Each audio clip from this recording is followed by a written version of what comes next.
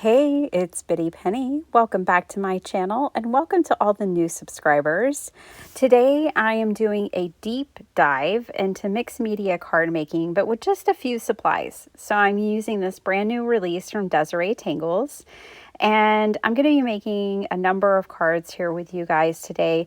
Chances are you might have seen the samples if you saw my live with Desiree.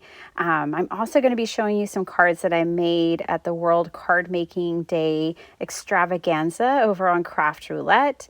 So stick around. We're going to be doing some embossing and ink blending and different things to get a mixed media feel. So the first thing I'm doing is I'm grabbing this stamp set that's called A Tangle of Waves. I'm just going to stamp this up in my VersaFine Onyx Black ink. I did put some anti-static powder down on my paper. I'm going to stamp this out twice. Now I'm stamping on a piece of like stamping foam. And yes, it looks like I'm giving it CPR. I kind of am. I really just want to get a great impression the first time I lay this down because I don't want to line it up. Again, that's like one of my weaknesses is having to stamp over something I've already stamped. I struggle with that. So I'm just making sure that my stamp is good and juicy and that I'm making good contact with the paper, and always letting your stamp like sit there and let the ink soak into your paper is always a good thing. So I knew that I wanted to use like regal colors. So a lot of the colors I would say in these cards are very regal. And I wanted to emboss with gold embossing powder. So that's what I'm going to do. This one's from Recollections. I've had it in my collection forever. It still embosses beautifully. I've never had an embossing powder go bad on me, but I've heard that it can happen. I don't know. But if it melts, it's good, right? So that's what I'm using here. And I just go ahead and stamp and emboss these at the same time. And now I'm going to trim them down. I'm going to make two different cards with these. All of the cards that I'm making in this video are 5x7, but I do have some A2 examples at the end of the video. And I know I will be making some A2 cards with these. I'm showing you the embossed color there. So I just trimmed these down, and now I'm bringing in this Uncharted Mariner and Black Soot. So I am just going to I'm trying to go a shade darker and with this Mariner and deepen the edges, but I'm leaving the center untouched for now. And then I really find that going around the edge of my card with like a black or a brown ink really helps bring the drama, if you will. In this video, there's going to be a lot of ink blending and splattering, and I'm going to tear a lot of paper. We're just going to do all kinds of things. I wanted to give you the idea of mixed media without having to have a ton of supplies. So today I'm using ink, I'm using embossing powder, and things like perfect pearls. Yeah, I mean, that's pretty much what I'm using. I'm not bringing in a ton of ephemera or texture from ribbon or stencils or paste or any of that, although I love using all of that. I am keeping this mixed media pretty simple on the supply side, but I think we're going to get some beautiful results. This color here that I'm adding in is called Old Paper. It's a lighter color, very light on the spectrum, but I love how it does kind of deepen. And I'm wanting this paper to get really saturated in ink so that as I spray it with water, I'll get more dramatic results from the spritzes that I'm putting down. I hope you guys are hydrated and fully snacked up. Maybe you're grabbing a snack now. This is a long video for me. I don't normally do 30-minute videos unless I'm live. I was showing you a side-by-side comparison there so you could see the difference of the drama. I even decided to come in, bring the same two colors that I ink blended with add a tiny bit of water and splatter these across the background. So I've splattered water, which really helped texturize. And again, the more ink that you lay down on your paper, the more dramatic results you'll get with water. But now I'm going to also splatter with black soot, and I'm splattering with the Uncharted Mariner, maybe one of the most beautiful blues ever. I don't know, maybe. So this is Perfect Pearls. I'll say this is harder to find these days than it used to be, but it was by Ranger, and I absolutely love it. One of the things I love about Perfect Pearls is like once you just mix it with a little water like I've done here and splatter it onto the card or just apply it to your card, it becomes pretty permanent. I don't find a lot of transfer from the mica later, and I love that about it. I get kind of, it's a little off-putting for me when cards have a lot of transfer of mica onto the hands and stuff. I don't know. I just find that if I'm gifting it, that might be off-putting for someone else too. So I like to use products that stay on the paper. All right, so you can tell I'm just blending this around the edges. I thought that that really helped add even more interest and drama. This is a sentiment that came with the stamp set. It says thoughts and prayers, and I'm just stamping that on vellum here, and also I'll be heat embossing that. I have been heat embossing more in like the last month than I have probably done all year long. It took me, I guess, I don't know, 7 years to really like the technique. But I'm going to show you some applications with heat embossing and watercolor, which is really helpful. So here I'm gluing my vellum on the back so that I don't have to worry about like adhesive and all that stuff. Just glue it on the back, you know, wrap it around the back and glue it on the back. I'm using my same stamp, and I am going to do tone on tone stamping. Now I picked a ink color that was very close to my paper color, but it is noticeable, but it's very, very subtle. If I had this stamp in a stamp positioner, I could stamp it again, and that would actually make it a little darker. So that's something to consider, but I really did just want to create kind of my own patterned paper with this tone on tone look. Again, I picked this beautiful burgundy to go with that really rich color palette, and I'm loving it. And this is just gonna peek around the edges of that main focal point that we just made. I think this kind of mixed media is pretty clean. It's not too messy, and easy enough to do, and a great beginner way to get started if you're interested in mixed media card making. So now I'm just gluing down that main focal point, and this card is done. Let's play with this other wave, this tangled wave that I stamped and embossed in the gold embossing powder. I did fussy cut this out, which took no time at all. You know, when you're fussy cutting a design like this, it's asymmetrical, and you can kind of decide like how deep inside these little crevices you want to go. But I just stayed on the outside. I absolutely love this. I have a card concept using this piece that's not in this video, but I will be sharing with y'all in the future. I can't wait because this thing is just burnt into my mind, and I've got to get it out on paper. So now I'm using my scoreboard to emboss a background, and this is just great for all of those who maybe don't have a die cutting machine, don't have embossing folders. Maybe you have a scoreboard and a scoring tool. Awesome, you can do this. So I have embossed this back panel. Again, I'm choosing the same colors. I just thought they were so pretty together. And now we're going to do some more ink blending. I will tell you that I'm using Distress ink and Picket Fence because there's not an oxide for it. So this is the Distress ink. Distress ink and Distress oxide are two different inks. Okay. But this is the Picket Fence, which is the white one. And I'm laying down a layer of this white emboss ink, and I'm basically going in.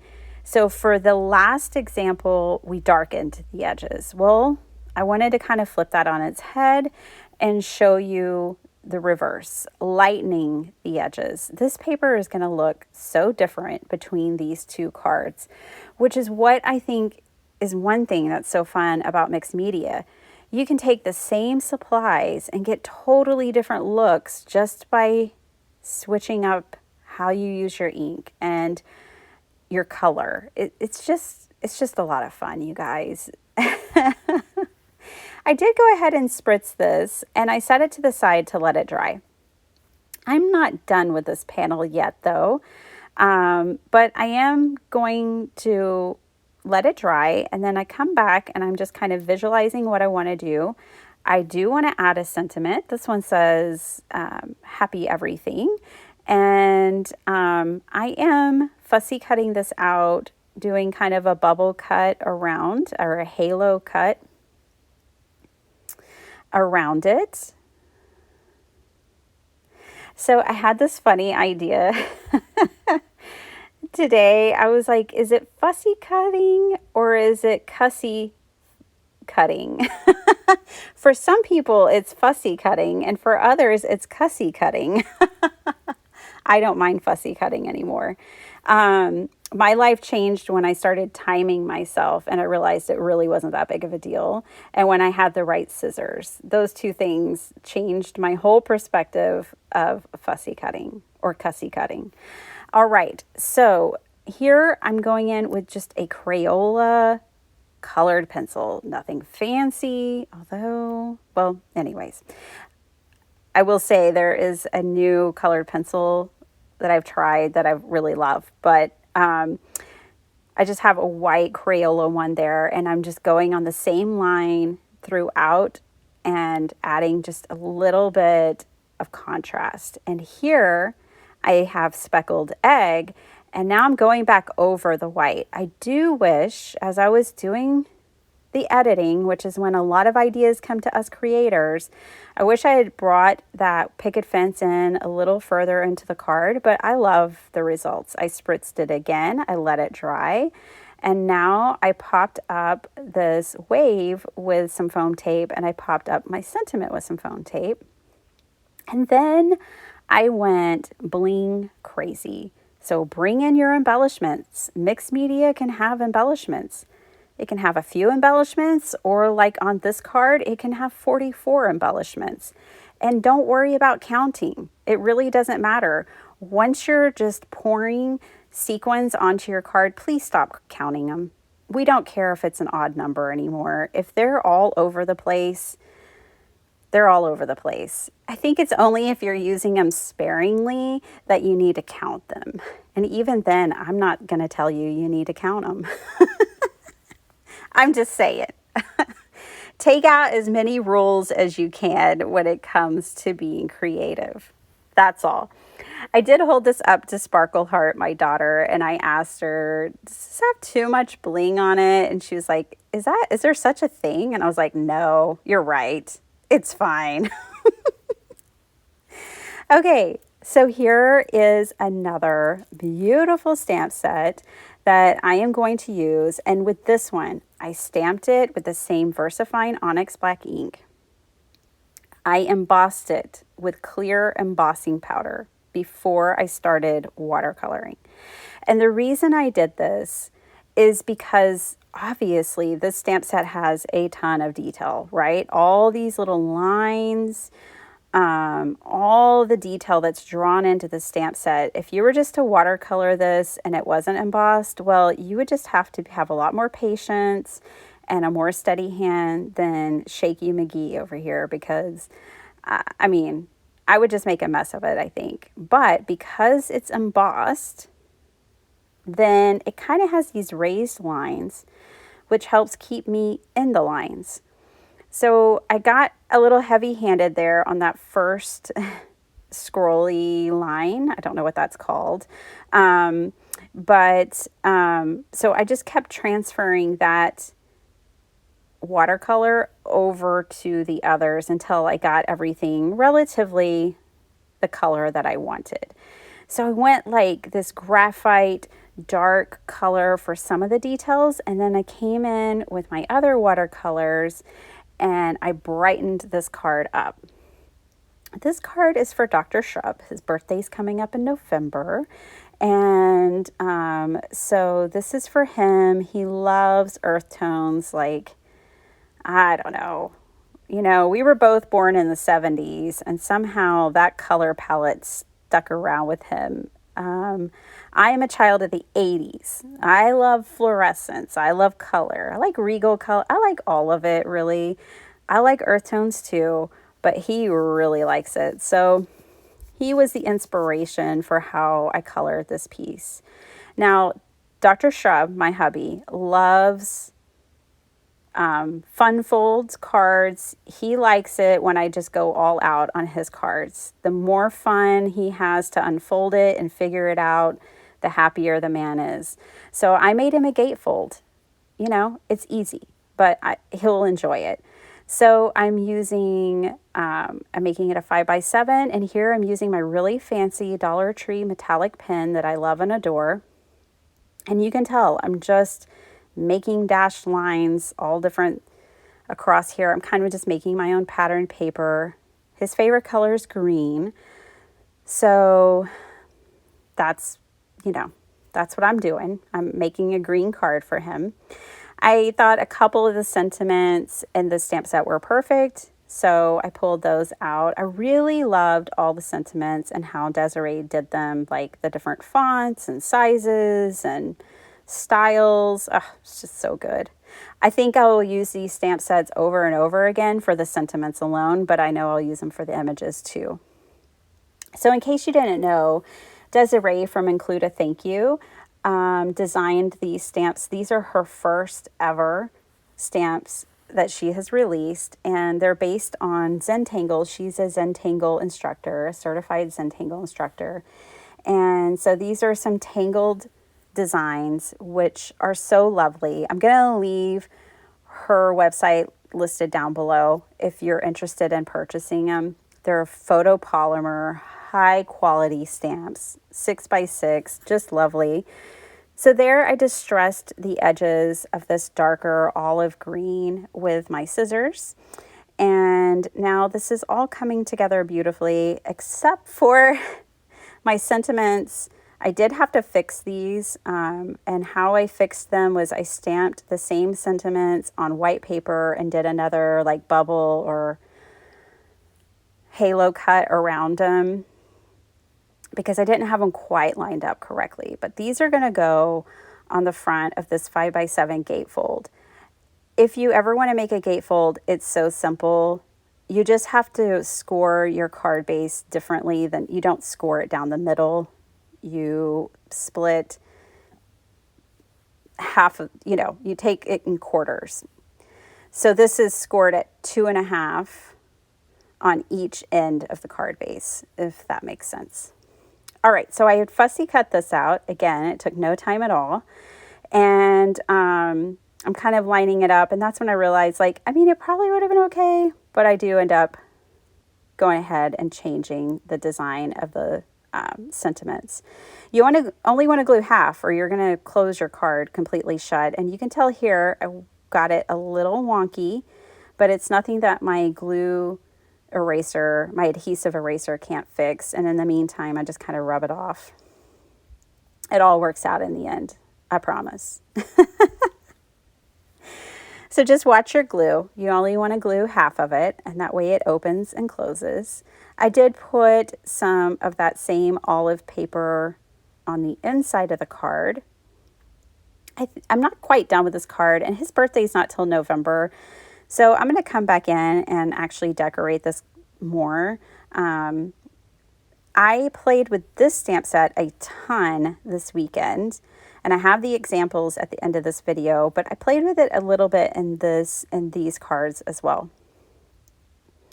So this card is super fun. I took an 8.5 by 11 sheet of paper, and I cut it down to where I had two 5x7 pieces, which you can get two 5x7 card fronts from one 8.5 by 11 sheet of paper.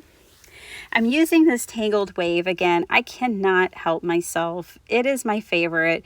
When Desiree and I were live, she said she should have named this stamp set after me. And I just joked with her, yeah, I might even get it tattooed. Like, I just love it so much. Okay. So here I am doing a gradient. So I did a soft blue at the top. I'm doing a darker blue here in the center. And then I actually used black on the bottom. Because I wanted like a pretty dramatic gradation from top to bottom. And so I left this in here for you just so you can think of, your large stamps differently, because you have more real estate with them. You can do different techniques like this. It's harder to do this with a smaller stamp, but when you're working with a larger stamp, you can color it a number of ways before you ever even stamp it down. This is my second piece, my second panel. Those are the scraps I had left over.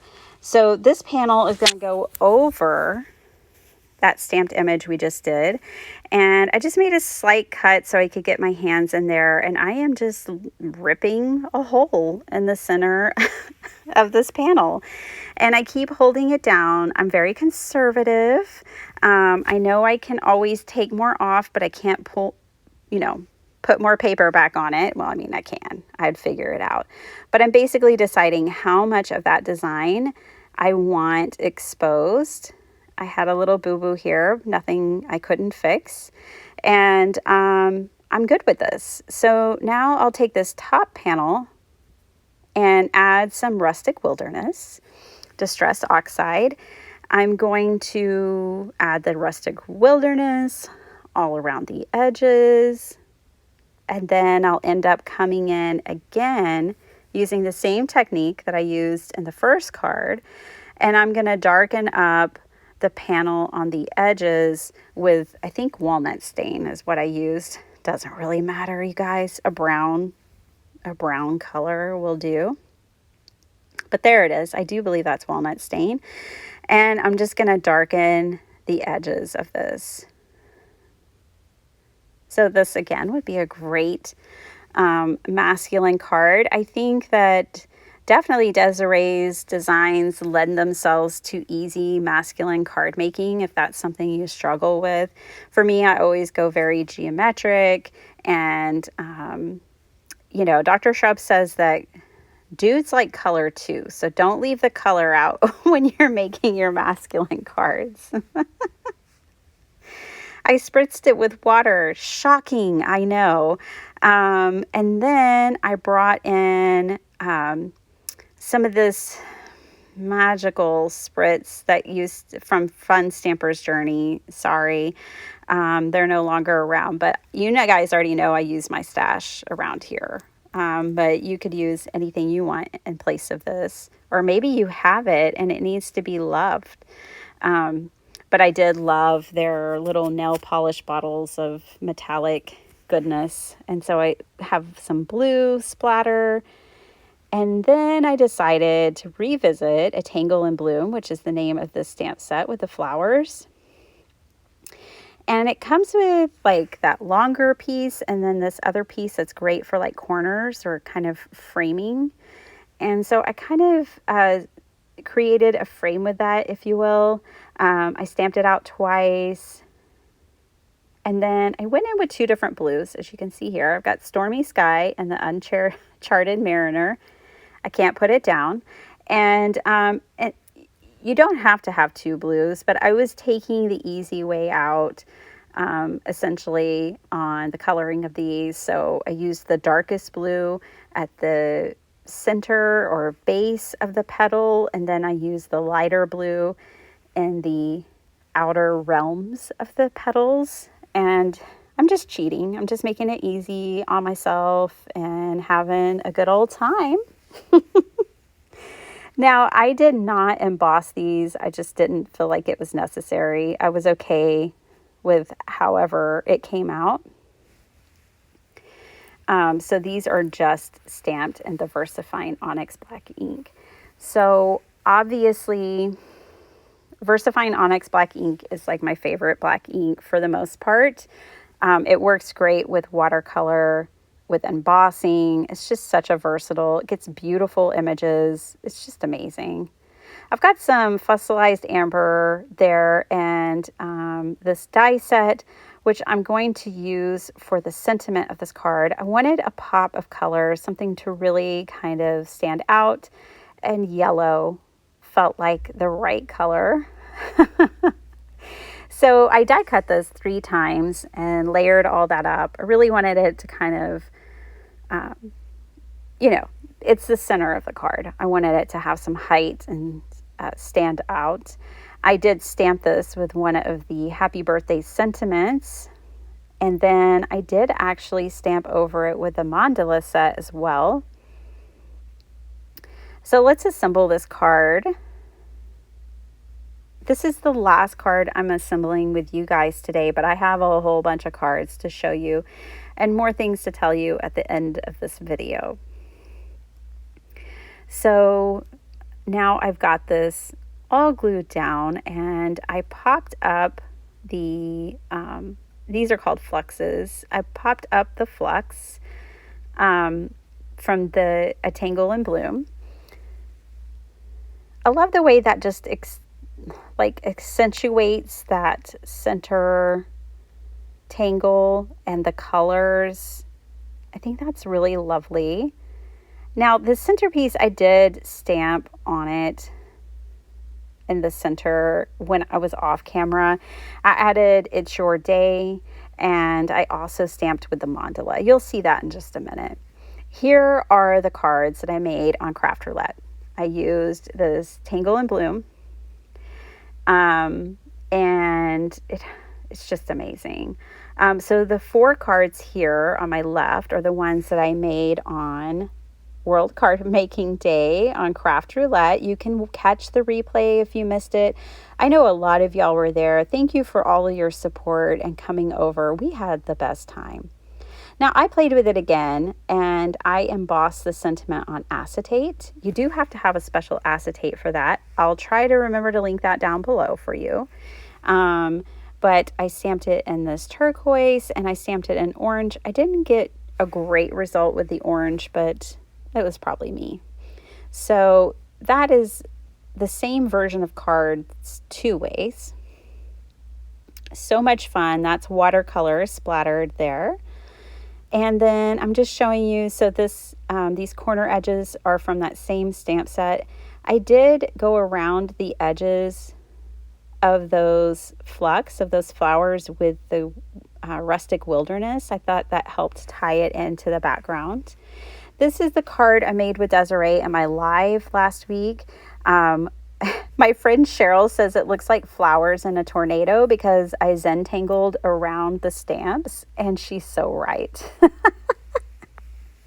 I love it though. I love my tornado. Oh, Toby the tornado. I feel like one sometimes.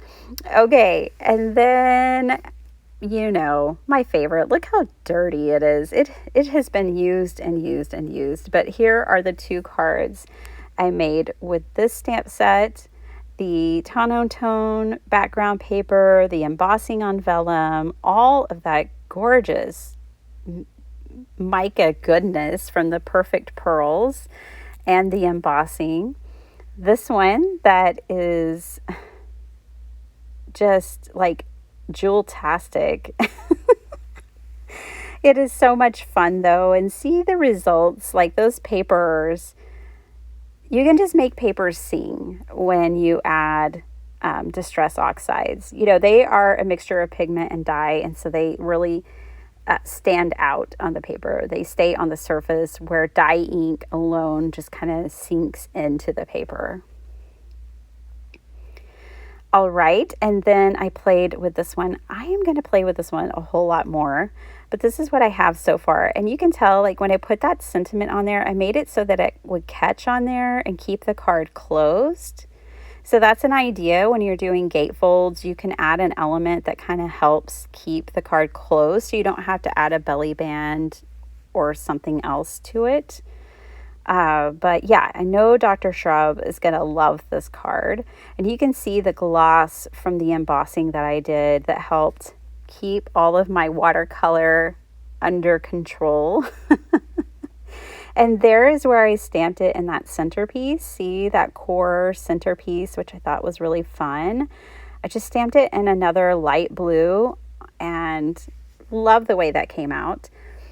These cards, you guys, are so cool. The technique that I used on these is going to be a whole nother video because I really want you to see it. Like, it's flat, but look how dimensional it looks. I cannot wait to show you what I did, how I created these cards, because I've never seen it before. I've never tried it before. It just spilled out of my brain, and I love what happened. And with that one, I added all that glossy accents. I colored in all the details. This is from a Tangled Christmas stamp set, which is just this huge, amazing ornament and sentiments. So much fun. Love, love, love these cards. I hope you guys enjoyed this deep dive into mixed media with just a few simple products. I mean, I know I showed you different stamp sets, but the takeaway is I just used stamp sets and different coloring mediums and was able to come up with a lot of different effects. Thanks so much for hanging out with me, and I'll catch you guys next time. Bye.